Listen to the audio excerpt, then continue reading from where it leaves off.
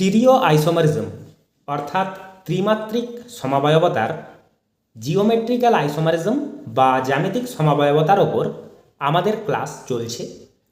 Geometrical আইসোমারিজমের 3টি class আমাদের করা হয়ে গেছে, যেখানে কেমন স্ট্রাকচারাল ফিচার থাকলে কম্পাউন্ড জিওমেট্রিক্যাল আইসোমারিজম শো করে, জিওমেট্রিক্যাল আইসোমারগুলিকে ড্র করার প্রসেস, আইসোমারগুলিকে আইডেন্টিফাই করার সিস্ট্রান্স অ্যান্ড ইজেড নোমেনক্লেচার সিস্টেম আমরা শিখেছি। জিওমেট্রিক্যাল আইসোমারিজমের ক্লাস এখনও আমাদের শেষ হয়নি।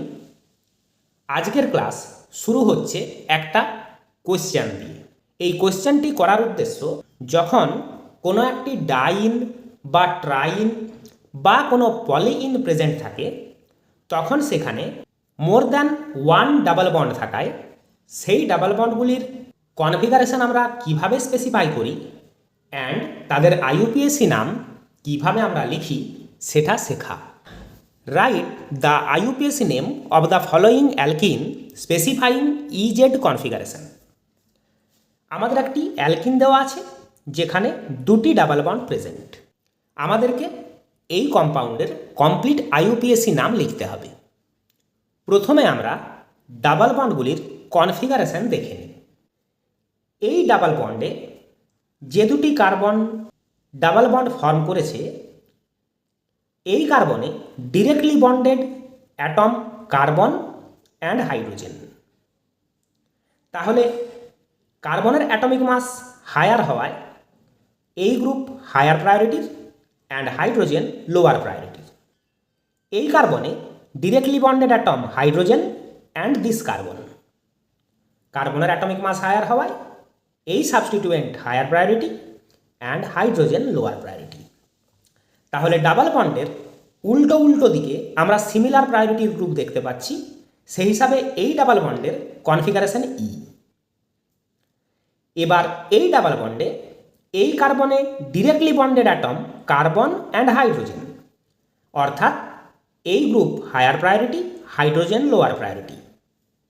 এই কার্বনেও directly bonded carbon and hydrogen, তাই CH3 higher priority group and hydrogen lower priority.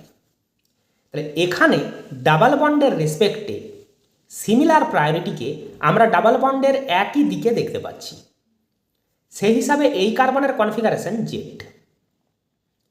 এবার আমাদেরকে কম্পাউন্ডটার কমপ্লিট আইইউপিএসি নেমিং করতে হবে।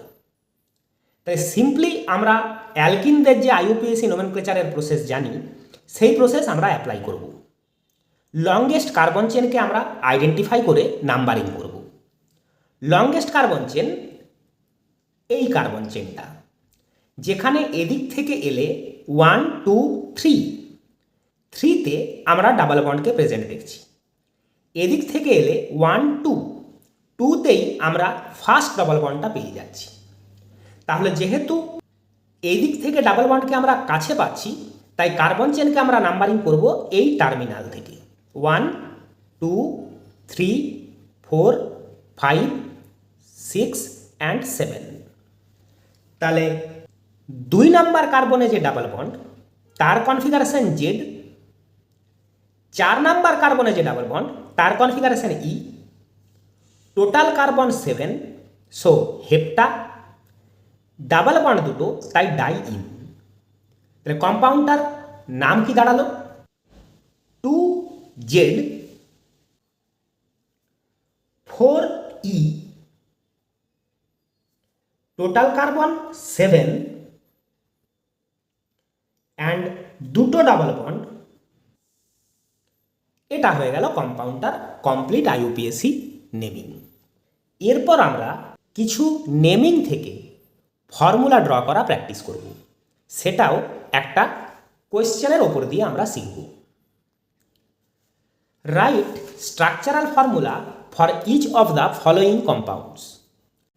5টি কম্পাউন্ড দেওয়া আছে। এই কম্পাউন্ডগুলির নেম থেকে ফর্মুলা আমাদেরকে ড্র করতে হবে। তোমরা একটা স্ক্রিনশট নিয়ে ট্রাই করে নাও, তারপর আমাদের আনসারের সাথে মিলিয়ে নাও। Question A, Z3-methyl-2-hexene।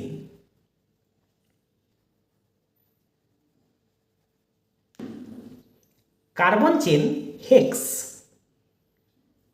means a 6 carbon chain. Carbon 3 contain a methyl group. 1, 2, 3. 2 in. Carbon 2তে ইন। তাহলে যে দুটি কার্বনে ডাবল বন্ড প্রেজেন্ট, এদের ভ্যালেন্সিগুলি যেন আমাদের কাছে ক্লিয়ারলি ভিজিবল থাকে, তার জন্য আমরা হাইড্রোজেন দিয়ে রিমেনিং ভ্যালেন্সি ফিল আপ করার সময় যে দুটি কার্বনে ডাবল বন্ড, তাদের হাইড্রোজেনগুলি যদি প্রেজেন্ট থাকে সেগুলিকে বন্ড দিয়ে দেখাচ্ছি। অন্য কার্বনগুলিতে আমরা এভাবে হাইড্রোজেন দিয়ে ভ্যালেন্সি ফুলফিল করছি। তাহলে এখানে ডাবল বন্ড প্রেজেন্ট থাকছে। এই কার্বনে ডিরেক্টলি বন্ডেড যে দুটি অ্যাটম, তাদের মধ্যে মিথাইল হায়ার প্রায়োরিটির, হাইড্রোজেন লোয়ার প্রায়োরিটির। এই কার্বনে যে দুটি গ্রুপ বন্ডেড আছে সিসি টাই, কিন্তু এই সি এর সাথে শুধুই হাইড্রোজেন, এই সি এর সাথে সি বন্ডেড, তাহলে এই গ্রুপটি হায়ার প্রায়োরিটির, এই গ্রুপটি লোয়ার প্রায়োরিটির। এভাবে আমরা প্রথমে প্রায়োরিটিগুলি বুঝে নেব। এবার দেখব আমাদের কনফিগারেশন কেমন হওয়া প্রয়োজন। তার জন্য আমরা এবার একটা অ্যালকিন স্কেলিটন ড্র করব। Z means higher priority groups same side of the double বন্ডে থাকবে। তাহলে ডাবল বন্ডের রেসপেক্টে আমরা যদি এই দিকে হায়ার প্রায়োরিটি গ্রুপগুলি রাখবো ভাবি, তাহলে এই হায়ার প্রায়োরিটি গ্রুপ এখানে অ্যান্ড এই হায়ার প্রায়োরিটি গ্রুপ এখানে থাকবে, আর এই হাইড্রোজেন এখানে, মিথাইল এখানে থাকবে। এই হয়ে গেল জেড 3 মিথাইল 2 হেক্সিন। তাহলে ফার্স্ট প্রবলেমেই আমরা ড্রয়িংয়ের প্রসেসটাকে একটু ভালো করে বুঝে নিই। আমরা এমনভাবে অ্যালকিনটাকে ইনিশিয়ালি ড্র করব যাতে যে দুটি কার্বনে ডাবল বন্ড, তাদের আমরা ভ্যালেন্সিগুলি ক্লিয়ারলি ভিজুয়ালাইজ করতে পারি। তারপর আমরা প্রত্যেক কার্বনে যে দুটি করে গ্রুপ অ্যাটাচড, তাদের প্রত্যেককে প্রায়োরিটি দিয়ে দেব। তারপর ডাবল বন্ডের একটা স্কেলিটন ড্র করে নিয়ে যেমনভাবে প্রায়োরিটিগুলি দেখেছি, কনফিগারেশন যা দিতে হবে সেই অনুযায়ী আমরা গ্রুপগুলিকে প্লেস করব। তাহলে এই যে সি ডাবল বন্ড সি, সেটা এখানকার C double bond C, high low and এখানকার হায়ার লোয়ার। তাহলে কি হলো, দুটি হাই প্রায়োরিটি গ্রুপই ডাবল বন্ডের একই দিকে থাকলো, আমরা জেড কনফিগারেশন পেলাম। Problem number B, E 2 bromo 1 nitropropene, carbon chain prop, meth eth prop, 2 bromo 1 nitro, in 1A in।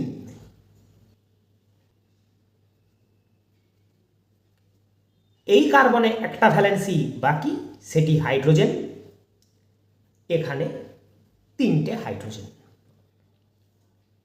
কম্পাউন্ডটিকে আমরা এমনভাবে ড্র করলাম যেন সি ডাবল বন্ড সি এর আমরা ভ্যালেন্সিগুলি ভিজুয়ালাইজ করতে পারছি। এবার প্রায়োরিটি, এই কার্বনে নাইট্রোজেন অ্যান্ড হাইড্রোজেন, নাইট্রোজেনের atomic mass higher, so this is high priority group, hydrogen lower priority group. এই কার্বনে ব্রোমিন অ্যান্ড কার্বন, ব্রোমিনের প্রায়োরিটি হায়ার, কার্বনের প্রায়োরিটি লোয়ার। এবার C double bond C draw করে আমরা সিম্পলি একটা অ্যালকিন স্কেলিটন ড্র করে নেব। কনফিগারেশন হবে ই, অর্থাৎ সেম প্রায়োরিটি গ্রুপ অপোজিটে থাকবে with respect to the double bond. তাহলে এই দিকের হাই প্রায়োরিটি NO2, এই দিকের হাই প্রায়োরিটি ব্রোমিন। দেখো দুটি হাই প্রায়োরিটি গ্রুপকে আমরা ডাবল বন্ডের অপোজিট সাইডে দিয়ে দিয়েছি যেন আমরা ই কনফিগারেশন পাই। এবার রিমেনিং ভ্যালেন্সিতে প্রত্যেক কার্বনের লোয়ার প্রায়োরিটি গ্রুপ আমরা অ্যাড করে দেব। কার্বনে হাইড্রোজেন, এই কার্বনে মিথাইল। আমরা পেয়ে গেলাম E2-bromo 1-nitropropene। Problem C, E-acetophenone-oxime।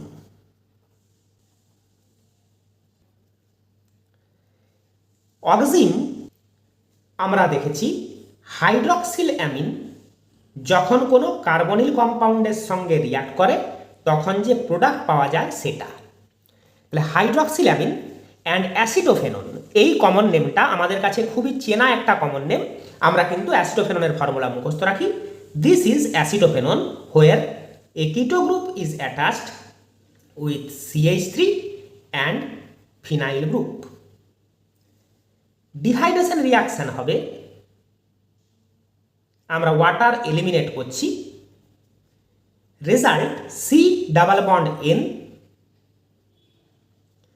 Na lone pair and OH, সিতে CH3 অ্যান্ড PH। আমরা পৌঁছলাম অ্যাসিটোফেনন অক্সিমের ফর্মুলায়। This is our acetophenone oxime. এবার প্রায়োরিটিগুলিকে আগে অ্যাসাইন করে নিতে হবে। তাহলে ডাবল বন্ড আছে C অ্যান্ড N এর মধ্যে।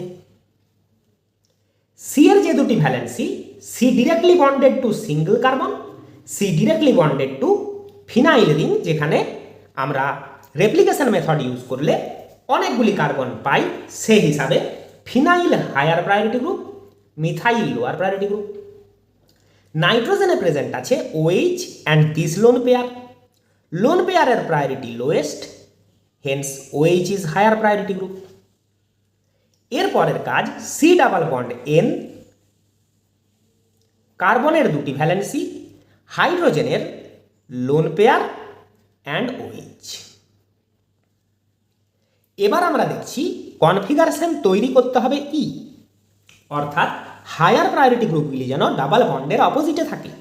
তাহলে যেহেতু এই দিকে অলরেডি আমরা হায়ার প্রায়োরিটি গ্রুপটা প্লেস করে দিয়েছি, কার্বনের হায়ার প্রায়োরিটি গ্রুপটা এই বরাবর থাকতে হবে, তবে দুটি হাই প্রায়োরিটি গ্রুপ অপোজিটে হবে।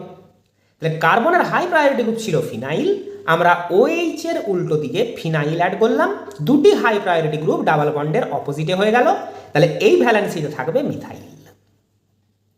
আমরা পেয়ে গেলাম E acetophenone অক্সিম। Problem D, Z1-chloro 2-methyl 1-butene। Butene, so carbon chain contain 4 carbons with eth prop but। আমরা নাম্বারিং করে রাখি যেন সাবস্টিটিউয়েন্টগুলোকে ঠিক ঠিক কার্বনে অ্যাড করতে পারি। প্রসেসগুলি কিন্তু তোমরা খেয়াল করে যাও, শুধু সলিউশনটা খেয়াল করা আমাদের উদ্দেশ্য নয়, আমরা কেমনভাবে সলিউশনটা করছি স্টেপ ওয়াইজ সেটা দেখানোর জন্যই আমার এই কোয়েশ্চেন অ্যান্সার করা। 1-chloro 2-methyl 1-butene, তাহলে এই কার্বনের আর একটা ভ্যালেন্সি বাকি। যেহেতু কার্বন ডাবল বন্ডটা ক্যারি করছে তাই হাইড্রোজেনটাকে আমরা সেপারেট বন্ড দিয়ে দেখালাম। এখানে দুটি হাইড্রোজেন, এখানে তিনটে হাইড্রোজেন। আমরা সিম্পলি অ্যালকিনটা পেয়ে গেলাম উইদাউট কনফিগারেশন। এখানে ডাবল বন্ড প্রেজেন্ট, এই কার্বনে chlorine higher atomic mass, so high priority, hydrogen lower atomic mass, lower priority. Methyl আর ইথাইলের মধ্যে এই কার্বন আবার একটা কার্বনের সঙ্গে অ্যাটাচ থাকায় ethyl higher priority, methyl single carbon থাকায় লোয়ার প্রায়োরিটি গ্রুপ। এবার আমরা এই C+Cটা এখানে ড্র করে নিলাম। কনফিগারেশন দাঁড়াবে Z, অর্থাৎ ডাবল বন্ডের একই দিকে সিমিলার প্রায়োরিটির গ্রুপ থাকবে। তাহলে যদি আমরা এই দিকে হাই প্রায়োরিটি গ্রুপগুলো রাখবো ভাবি, এই কার্বনের high priority group chlorine and এই কার্বনের হাই প্রায়োরিটি গ্রুপ ইথাইল, তাহলে লোয়ার প্রায়োরিটিগুলি হবে এখানে হাইড্রোজেন, এখানে মিথাইল। আমরা পেয়ে গেলাম Z1-chloro 2-methyl 1-butene এর স্ট্রাকচার। E 2E 4Z হেপ্টাডাইন, তাহলে এটা একটা ডাইন, অর্থাৎ দুটি ডাবল বন্ড প্রেজেন্ট থাকবে। নিয়মটি দেখে নাও। Hepta means 7 carbon chain. Carbon চেনকে নাম্বারিং করে রাখি যেন সাবস্টিটিউয়েন্টগুলিকে ঠিক ঠিক কার্বনে অ্যাড করতে পারি। 2তে একটা ইন, অর্থাৎ C2C3 মধ্যে একটা ইন, 4-এ আরেকটা ইন, অর্থাৎ C4C5 মধ্যে আরেকটা ইন। তাহলে এই যে দুটি ডাবল বন্ড, এদের ভ্যালেন্সিগুলো যেন আমরা পরিষ্কার দেখতে পাই, সেভাবে বাকি সাবস্টিটিউয়েন্টগুলো আমরা এবার অ্যাড করব, যেগুলি অবশ্যই হবে হাইড্রোজেন, কারণ আমরা ভ্যালেন্সি ফুলফিল করছি।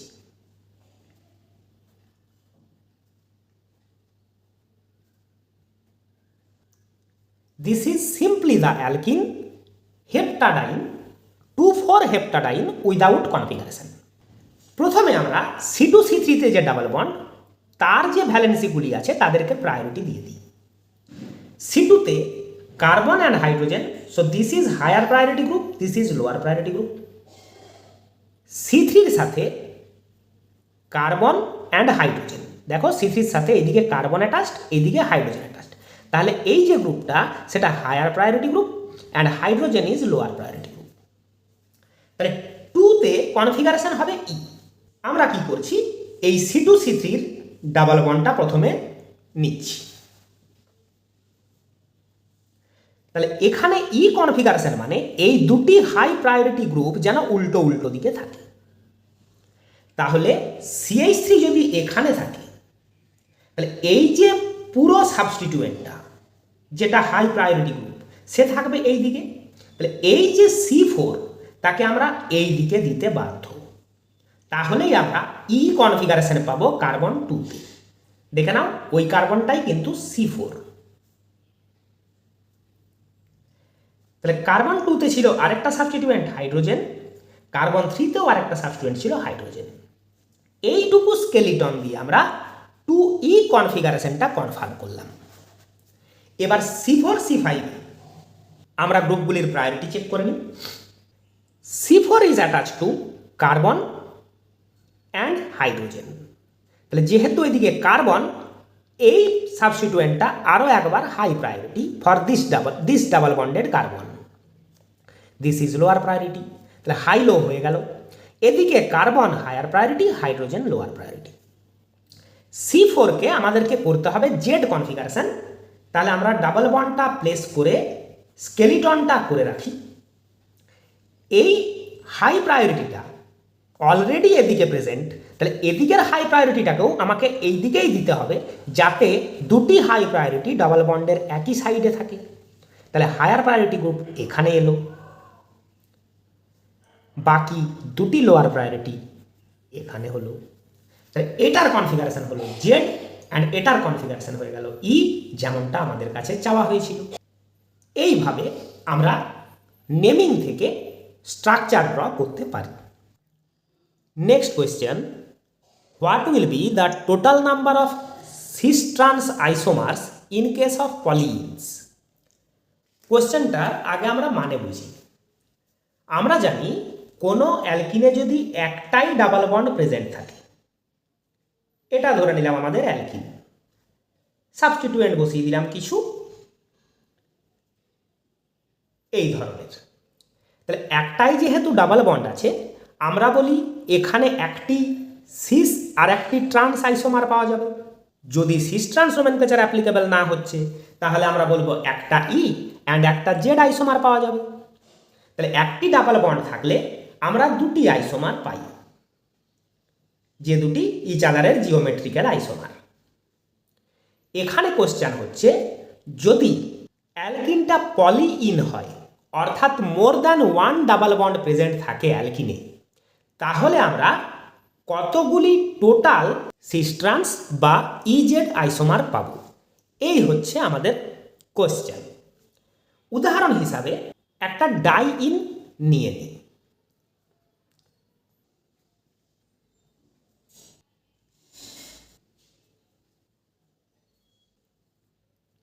আমরা ধরে নিচ্ছি এই যে অ্যালকাডাইন, অর্থাৎ দুটি ডাবল বন্ড এখানে প্রেজেন্ট, এই ডাইইনটাই total number of cis trans isomer আমাদেরকে খুঁজতে হবে।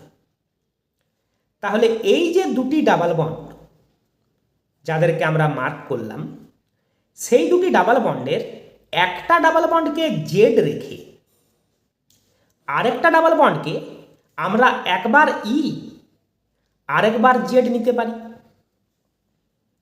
আবার এই ডাবল বন্ডকে জেড রেখে একে আইদার ই অর জেড নিতে পারি। তাহলে তোমরা বলবে যে স্যার আমরা টোটাল 4টি আইসোমার পাবো। একটার কনফিগারেশনকে ফিক্স রেখে অন্যটার একবার ইজেড, আরেকটার কনফিগারেশনকেও ফিক্স রেখে অন্যটার ইজেড।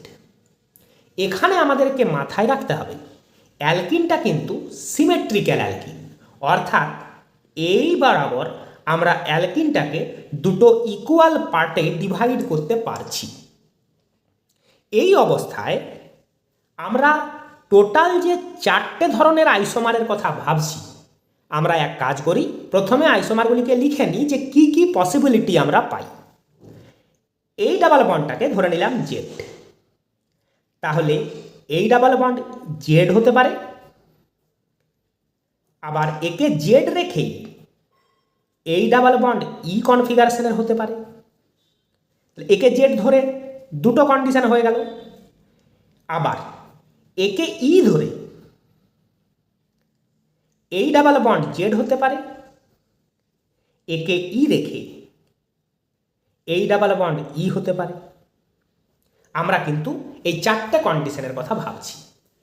4টে আইসোমারকে আমরা ড্রও করতে পারি। প্রয়োজন হলে আমরা একবার ড্র করেই বিষয়টা দেখি। দেখো, প্রথমে এই ডাবল বন্ড, এখানে CH3H, ভাবছি ডাবল বন্ডকে আমরা জেড কনফিগারেশনের রাখবো। তাহলে এই কার্বনের যে দুটি সাবস্টিটিউয়েন্ট H অ্যান্ড C, তাদের মধ্যে জেড রাখতে গেলে এই দিকে রাখতে হবে C কে, এই দিকে রাখতে হবে H কে, যাতে দুটো হাই প্রায়োরিটি গ্রুপ একই দিকে থাকে। তাহলে এই ডাবল বন্ডটার এখন স্কেলিটন হয়ে গেল এই ধরনের। তাহলে এই ডাবল বন্ড জেড ফিক্স হয়ে গেল। দেখো, এই দুটি বন্ড তো আমার ফিক্স হয়ে গেল। এই ডাবল বন্ডে এবার যে এই টার্মিনালের H অ্যান্ড C, যদি আমরা C এদিকে দিই অ্যান্ড H এদিকে দিই, তাহলে এই ডাবল বন্ড হয়ে গেল জেড। এখানে তো অবশ্যই একটা হাইড্রোজেন আছে, তাহলে এই ডাবল বন্ডের কনফিগারেশনও হয়ে গেল জেড। আর আমরা কি করতে পারতাম, এখানকার কনফিগারেশন সেম রেখে দিলাম, সেটা আমরা দেখে দেখে ড্র করি যেমন ছিল তেমনভাবে।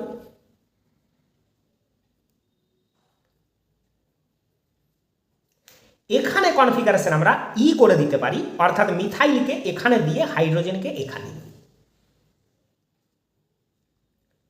দেখো, এখন এই ডাবল বন্ডের রেসপেক্টে দুটি হায়ার প্রায়োরিটি গ্রুপ উল্টো উল্টো দিকে, তাহলে একে আমরা জেডেই ফিক্স রেখে একে করে ফেললাম ই। সেটাই আমরা এই দুটো বলেছিলাম যে একদিকের ডাবল বন্ড জেড থাকা অবস্থায় অন্যদিকের ডাবল বন্ড একবার জেড একবার ই। এরপর আমরা কি করছি, একে করে দিচ্ছি ই। কিভাবে ই করা সম্ভব, মিথাইল হাইড্রোজেন, যদি আমি এই ডাবল বন্ডের কনফিগারেশন ই করব বলি, তাহলে যে দুটি হাই প্রায়োরিটি তাদের উল্টো উল্টো দিকে থাকতে হবে। সেই হিসেবে মিথাইল যেহেতু এদিকে রেখে দিয়েছি, এই দিকে আরেকটা অ্যালকিন কার্বনকে থাকতে হবে, তবে দুটি হাই প্রায়োরিটি গ্রুপ উল্টো দিকে হলো। এই হয়ে গেল তখন স্কেলিটন। তাহলে এটা আমরা ই ফিক্স করে দিলাম। দেখো, ইতে ফিক্স হয়ে গেল। এবার এখানে আমরা কি করতে পারি, যেদিকে হায়ার প্রায়োরিটি সেদিকেই আমরা মিথাইলটা দিতে পারি, তাতে কনফিগারেশন হয়ে গেল জেড। আবার এই কার্বনকে ই রেখে দিয়ে এই টার্মিনালটা আমরা যেমন ছিল তেমন দেখে ড্র করছি। এই টার্মিনালকে ই রেখে দিয়ে আমরা মিথাইলকে এখানে এনে হাইড্রোজেনকে এখানে নিয়ে যেতে পারি।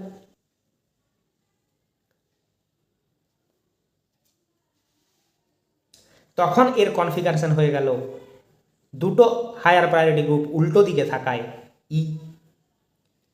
সে দুটি আমাদের এখানে ড্র করা আছে, ই জেড ই ই। তাহলে দুটো ডাবল বন্ডে আমরা 4টে ধরনের জিওমেট্রিক্যাল আইসোমার পাচ্ছি বলে মনে করছি।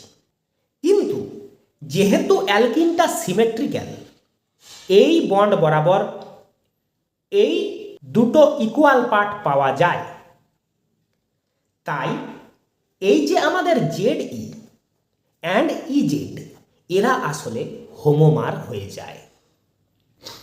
এই আইসোমারটি অ্যান্ড এই আইসোমারটি ইচ আদারের হোমোমার। একে যদি আমরা ঘোরাই তাহলে সেটি এই ফর্মুলাটির ওপর এসে বসে যায়। আমাদের কি করতে হবে? এই মলিকিউলটাকে এইভাবে উল্টে দিলেই এর ওপর সুপার ইম্পোজেবল, সেটি তোমরা একটু চেক করে নাও। এভাবে ঘুরিয়ে দেব, প্রয়োজনে তোমরা সেটাকে নিজের খাতায় ড্র করবে। এভাবে উল্টলে যা হয়, তাহলে এই আইসোমারটিতে পৌঁছে যাব। তার মানে এই দুটি আলাদা আইসোমার নয়, সেম কম্পাউন্ড।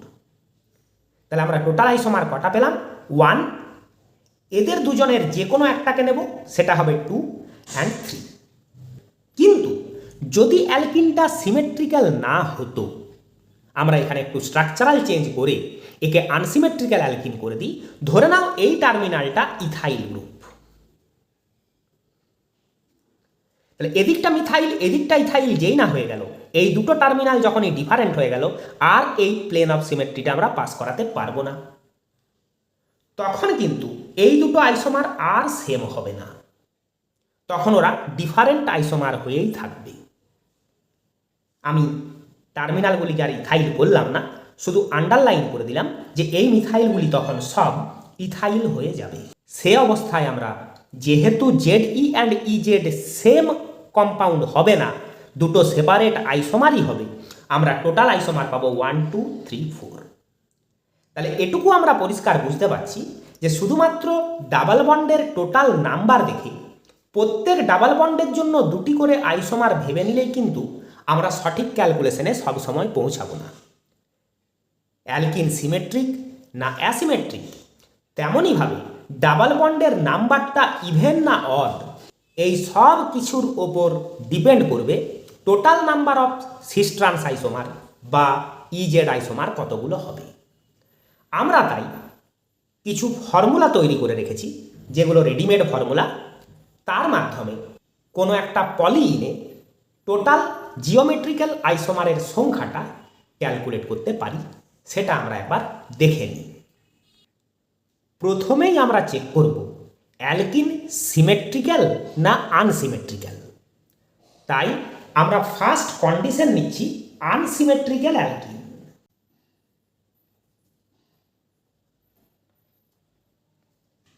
কি করে বোঝা যাবে অ্যালকিনটা আনসিমেট্রিক্যাল?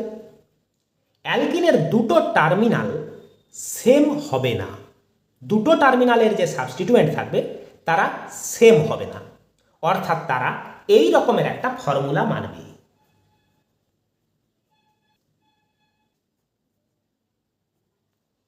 যেখানে R1 not equal to R2। Double বন্ডগুলি সব পরপর আছে, দুদিকে আমরা যে দুটো টার্মিনাল পাবো সেই দুটি টার্মিনাল যেন সেম না হয়ে যায়, তাহলেই আমরা বলবো অ্যালকিনটি একটা আনসিমেট্রিক্যাল অ্যালকিন। এই অবস্থায় আমরা ঠিক আগে যে এক্সাম্পলটা করে দেখলাম, সেখানে দেখেছিলাম ইজেড অ্যান্ড জেড ই, এই যে দুটো অবস্থা এরা ইকুয়াল হয় না। তাই এখানে আমরা ডাবল বন্ডগুলির হিসাবে simply total number of isomers calculate করতে পারি। এক্ষেত্রে আমরা যে ফর্মুলাটা ইউজ করব সেটা হলো total number of isomers equal to 2 to the power n, যেখানে n equal to number of double bonds, অর্থাৎ কতগুলি ডাবল বন্ড প্রেজেন্ট। যেমনটা আমরা আমাদের লাস্ট এক্সাম্পলে দেখলাম যে দুটো ডাবল বন্ড ছিল, তাহলে প্রত্যেক ডাবল বন্ডের জন্য দুটি করে আইসোমার, তাহলে দুটি ডাবল বন্ডের জন্য 2 to the power 2 equal to 4 আইসোমার্স। সেইভাবেই যতগুলি ডাবল বন্ড দেখব 2 টু দি পাওয়ার সেই নাম্বারটা হবে টোটাল নাম্বার অফ আইসোমার্স। যদি তোমরা বলো আমরা একটা এক্সাম্পল দেখতে চাই, তাহলে আমি একটা মলিকিউল ড্র করি।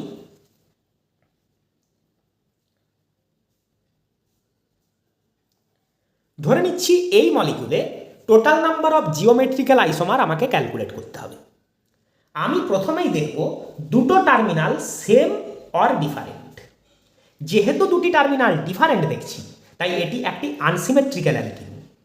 এরপর আমরা দেখব ডাবল বন্ড কয়টি প্রেজেন্ট।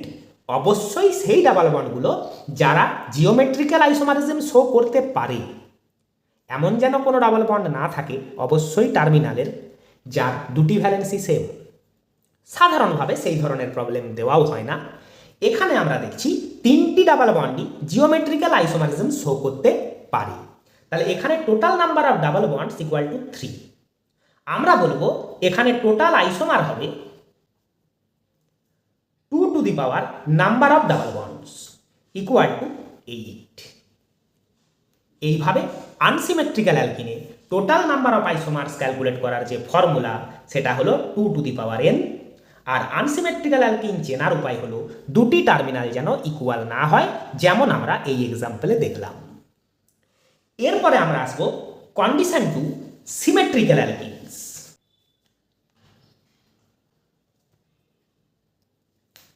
ধরে নিচ্ছি আমাদের অ্যালকিনটির ফর্মুলা এইরকম, অর্থাৎ দুটি টার্মিনাল সেম। যখনই দুটো টার্মিনাল সেম হয়ে গেল তখন অ্যালকিনটিকে আমরা বলছি সিমেট্রিক্যাল অ্যালকিন, অর্থাৎ তাকে দুটো ইকুয়াল টুকরোয় ডিভাইড করা যায় চেনের মাঝখানের কোথাও থেকে। এই অবস্থায় আমাদের একটা কাজ আরও বেড়ে যায়, সেটা হলো এটা দেখা যে ডাবল বন্ডের যে নাম্বার সেটা ইভেন না অড। তাহলে এই কন্ডিশন 2 এর আন্ডারে, অর্থাৎ অ্যালকিন সিমেট্রি হয়ে গেলে আমাদের নেক্সট কাজ হলো number of double bond even না অড সেটা দেখা। যখন number of double bond even, অর্থাৎ 2, 4, 6 এটসেট্রা কোনো ইভেন নাম্বার, এই অবস্থায় টোটাল আইসোমার দাঁড়ায়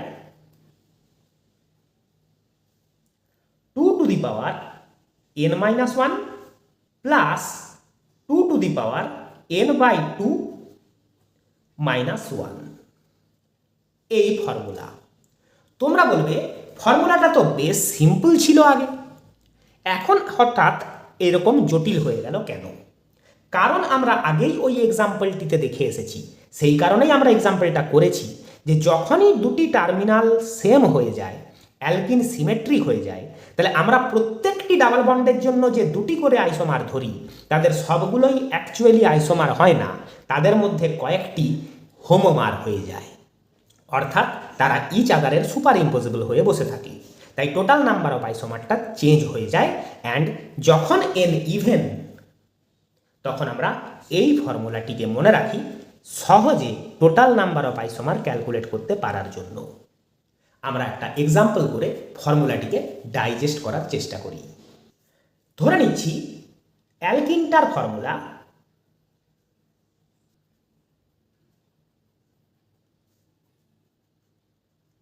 এই ধরনের।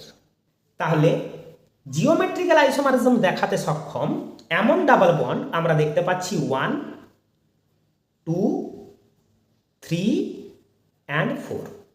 এই চারটে ডাবল বন্ড আমরা পাচ্ছি। যেহেতু দুটো টার্মিনাল সিমিলার, তাই এটা একটা symmetrical alkene. And number of double bond আমরা পেয়ে গেলাম 4। তাহলে আমরা বলবো total isomers equal to 2 to the power 4-1 plus 2 to the power 4/2-1, যেমন আমাদের ফর্মুলায় ছিল, equal to 2 to the power 3 plus 2 to the power 4/2 equal to 2 -1।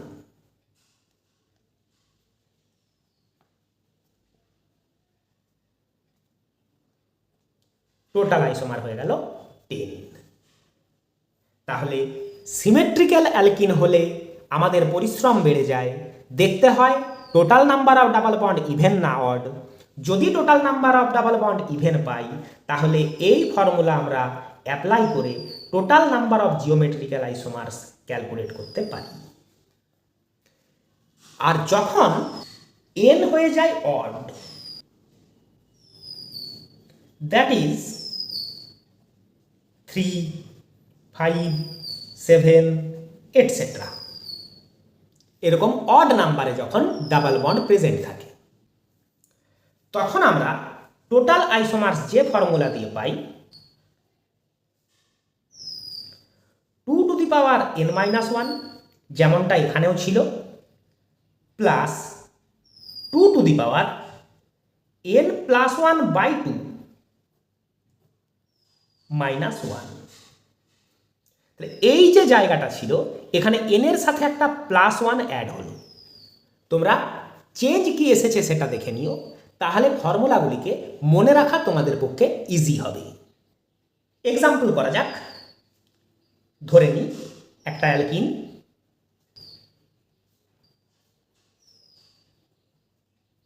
R double bond আমরা বাড়ালাম না, আমরা সিম্পলি এই অ্যালকিনটা নিলাম। তাহলে যেহেতু দুটি টার্মিনাল সিমিলার CH3 গ্রুপ, তাই এটা একটা সিমেট্রিক্যাল অ্যালকিন হলো যেমনটা আমরা দেখছি। Total number of double bond দেখছি 3। তাহলে টোটাল আইসোমার্স আমরা পাবো এই ফর্মুলায় n = 3 পুট করি,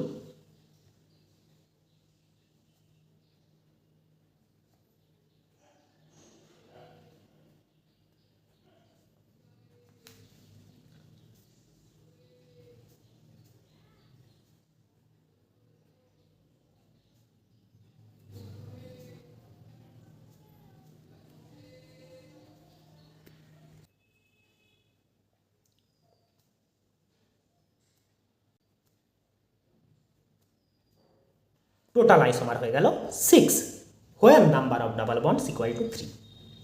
এইভাবে আমরা total number of geometrical isomers calculate করতে পারি ইন কেস অফ পলিইনস।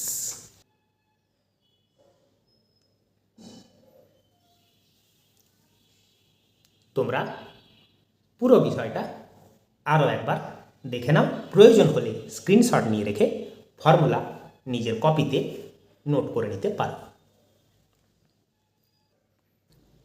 আমাদের next question, what is the smallest trans cycloalkene that has been isolated at room temperature? Room টেম্পারেচারে পাওয়া যায় এমন সবচেয়ে ছোট ট্রান্স সাইক্লোঅ্যালকিনের ফর্মুলা চেয়েছে। প্রথমে আমরা জানব কোয়েশ্চেনটা কেন করা হয়েছে। আমরা যখন কোনো সাইক্লোঅ্যালকিন ভাবি, যেমন আমরা গতদিনের ক্লাসে যখন জিওমেট্রিক্যাল আইসোমারিজমের পসিবিলিটি চেক করেছিলাম কিছু এক্সাম্পলস নিয়ে, তখন সেখানে আমরা সাইক্লোহেক্সিনকে কোয়েশ্চেন হিসাবে পেয়েছিলাম। সাইক্লোহেক্সিন আমরা ড্র করেছি।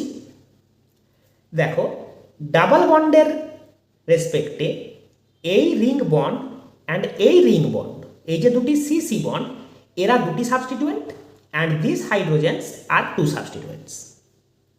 তাহলে এখানে আমরা দেখতে পাচ্ছি যেহেতু দুটি সেম সাবস্টিটিউয়েন্ট একই দিকে, বা এই দিকে দেখলেও দুটি রিং বন্ড একই দিকে, সেই হিসাবে আমরা বলবো এটা সিস আইসোমার অফ সাইক্লোহেক্সিন। তাহলে এর আমরা নাম দিতে পারি সিস ফর্ম। আমরা কিন্তু চাইলেও এই হাইড্রোজেনকে এই বন্ডের জায়গায় অ্যান্ড এই বন্ডকে এই হাইড্রোজেনের জায়গায় নিয়ে যেতে পারি না। তার কারণ রিং সেই টুইস্টটাকে পারমিট করে না। আমি যদি এই বন্ডকে এখানে জোর করে নিয়ে আসবো বলি, তাহলে এই যে রিং ফর্মটা আছে সেখানে প্রচুর অ্যাঙ্গেল স্ট্রেন চলে আসবে। হিউজ অ্যাঙ্গেল স্ট্রেনের জন্য এর ট্রান্সফর্মে আসা পসিবলই হবে না। তাই রিং সিস্টেমগুলো অর্থাৎ সাইক্লোঅ্যালকিনগুলো সহজে ট্রান্সফর্মে আসে না। সহজে বলাটা ভুল, ট্রান্সফর্মে আসেই না ধরে নেব। কিন্তু যখন রিং সাইজ যথেষ্ট বড় হয়ে যায়, অর্থাৎ 8 মেম্বার রিং হয়, এই কথাটি আমরা মাথায় রাখব। যখন রিং সাইজ 8 মেম্বার, তখন রিং টুইস্ট করা পসিবল হয়, কারণ তখন অলরেডি অ্যাঙ্গেলগুলো যথেষ্ট লার্জ হতে চায়। 6 মেম্বার রিংয়ে bond angle perfectly 120 degree maintain হতে পারে, যেটা অ্যালকিনের জন্য অ্যাপ্লিকেবল। তাই যখনই এর ট্রান্সফর্মে নিয়ে যাওয়ার চেষ্টা করব তখন রিং টুইস্ট পারমিসিবল না হওয়ায় এর ট্রান্সফর্ম পসিবল হবে না। তাই smaller Rings 3 membered, 4 membered, 5 membered, 6 membered, 7 membered, এই রিংগুলো রিং যখন ডাবল বন্ড ক্যারি করছে তারা সিস ফর্মেই থাকতে বাধ্য হয়, তাদের ট্রান্সফর্ম আমরা পাই না। সেই কারণেই আমরা কখনো সিস সাইক্লোহেক্সিন বলিই না, আমরা শুধুমাত্র সাইক্লোহেক্সিন বলি, কারণ আমরা জানি তার সিস ফর্মটাই পসিবল, ট্রান্সফর্মটা পসিবল নয়।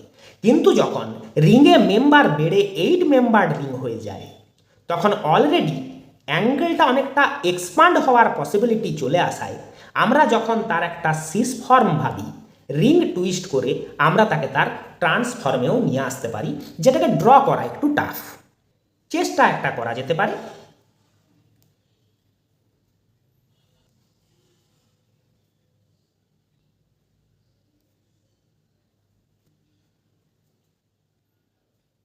দেখো রিং সাইজটা 1 2 3 4 5 6 7 8, তাহলে 8 মেম্বার রিং যেমনটা এখানে ছিল 1 2 3 4 5 6 7 8, তাহলে এটা ছিল সিস ফর্ম সাইক্লো অক্টিনের, অ্যান্ড এটা হলো ট্রান্সফর্ম, ট্রান্স আইসোমার বলা উচিত।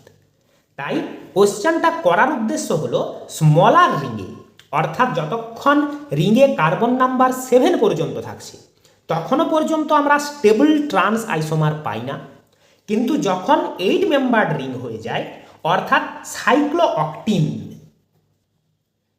অক্টিনের ক্ষেত্রে যেহেতু অ্যাঙ্গেলটা এক্সপান্ড করার যথেষ্ট জায়গা থাকে তাই সিস ফর্মকে টুইস্ট করে আমরা ট্রান্সফর্মেও আসতে পারি, অর্থাৎ দুটি আইসোমারই অ্যাভেলেবল। এই রুম টেম্পারেচারে বলা হয়েছে মানেই স্টেবল আইসোমারের কথা জানতে চাওয়া হয়েছে। রুম টেম্পারেচারে যদি কাউকে আইসোলেট করা যাচ্ছে তার মানে সেই কম্পাউন্ডটা স্টেবল। তাহলে সাইক্লো অক্টিনে এসে আমরা সিস অ্যান্ড ট্রান্স দুটো স্টেবল আইসোমার পাই। তাহলে আমরা আনসার দেব সাইক্লো অক্টিন, অর্থাৎ মাথায় রাখবো 8 মেম্বার রিং হলে সেক্ষেত্রে যে সাইক্লো অ্যালকিনটা হচ্ছে তার দুটি আইসোমারকেই আমরা পাই।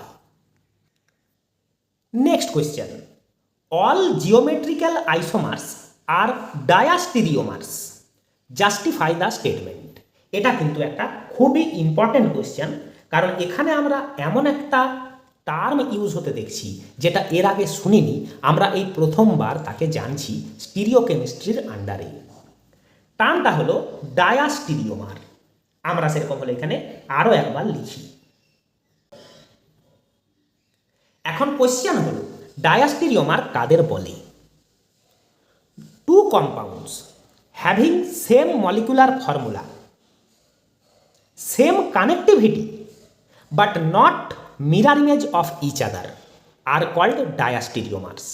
কথাটা আমরা একবার লিখে নিই যাতে খুব ভালোভাবে বুঝতে পারি, কারণ এর definition is very very important in stereochemistry. Molecules that have same chemical formula and same atom to atom connectivity but are not mirror image of each other. Same chemical formula and same connectivity এতটা পর্যন্ত আমরা জানি stereo আইসোমারিজমের ডেফিনেশনে থাকে, অর্থাৎ molecule যারা each আদারের stereo isomer, যেমন আমরা দেখছি এখানে জিওমেট্রিক্যাল আইসোমার, এরা ইচ আদারের স্টিরিও আইসোমার, কিন্তু সেই আইসোমার দুটি ইচ আদারের মিরার ইমেজ নয়, একজন আরেকজনের মিরার ইমেজ বা দর্পণচিত্র নয়, তাদেরকে আমরা বলি ইচ আদারের ডায়াস্টেরিওমার। তাহলে আমরা যে সিস অ্যান্ড ট্রান্স দুটো আইসোমার জানি, যেমন ধরে নাও আমরা যদি বিউট-2ইনের দুটো আইসোমারকে ড্র করি,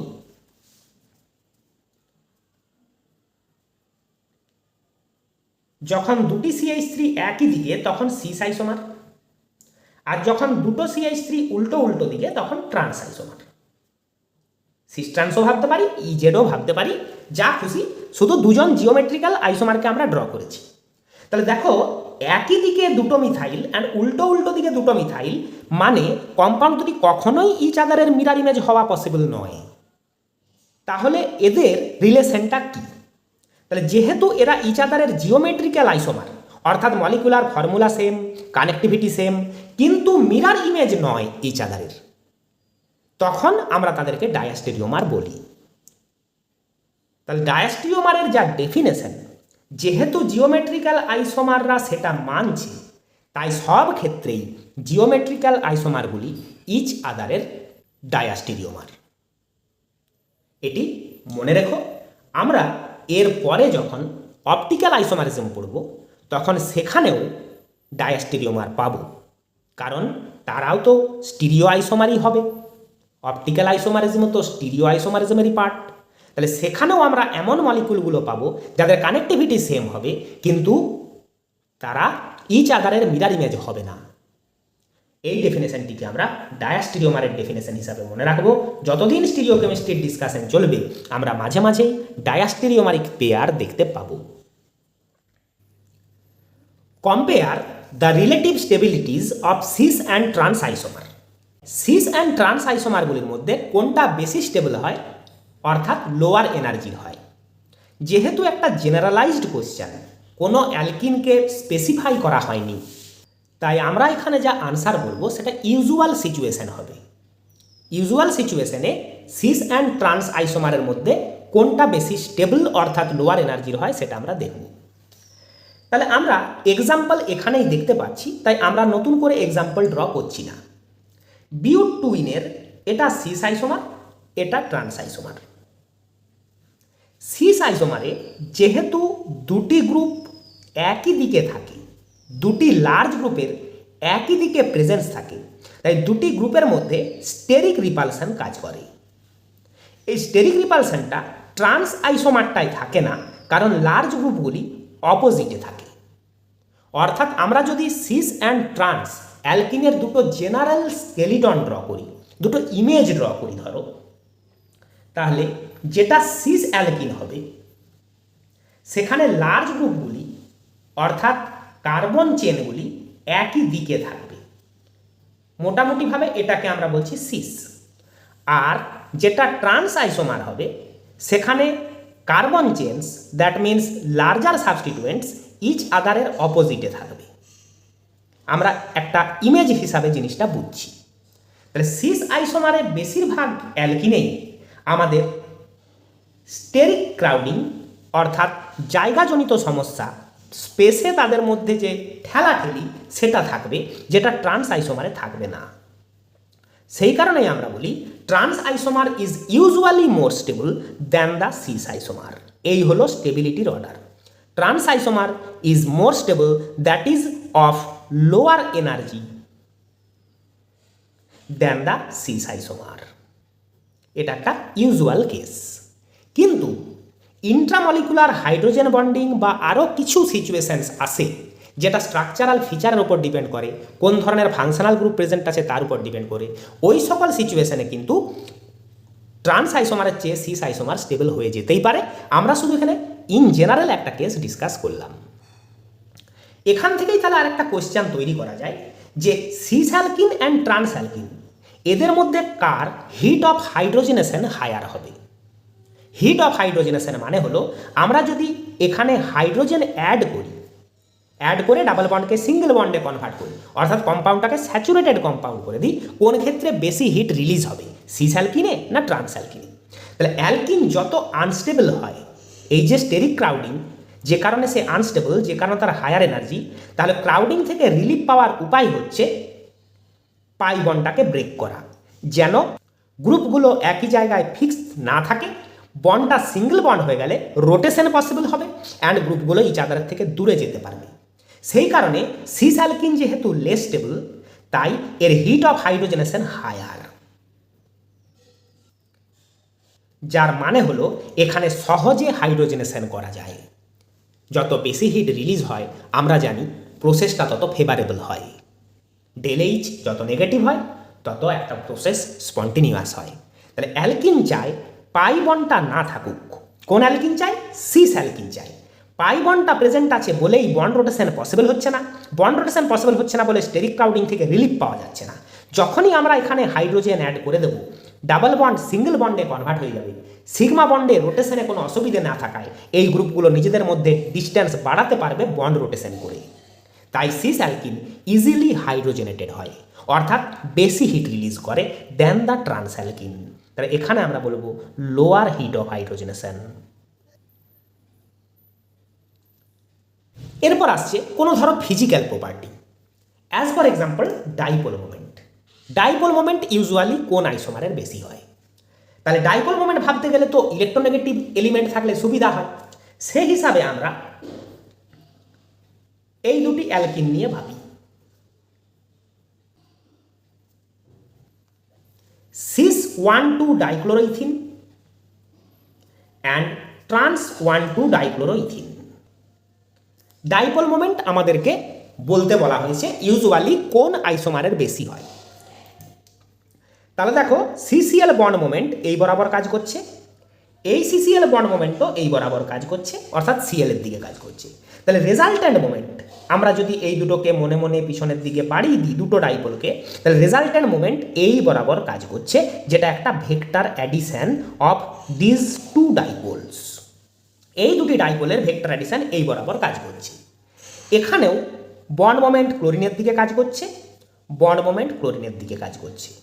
তাহলে দুটো ইকুয়াল অ্যান্ড অপোজিট ডাইপোল যারা ইচ আদারের প্যারালাল, দেখো এই দুটি ডাইপোল ইচ আদারের প্যারালাল অ্যান্ড ইকুয়াল, তার মানে ওরা এই সেন্ট্রাল অফ মাসে ইচ আদারকে ক্যান্সেল করে দিচ্ছে।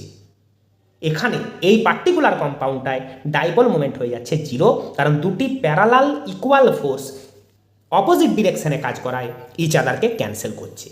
কিন্তু এখানে সেটা ক্যান্সেল করছে না, mu will have some value. How much value?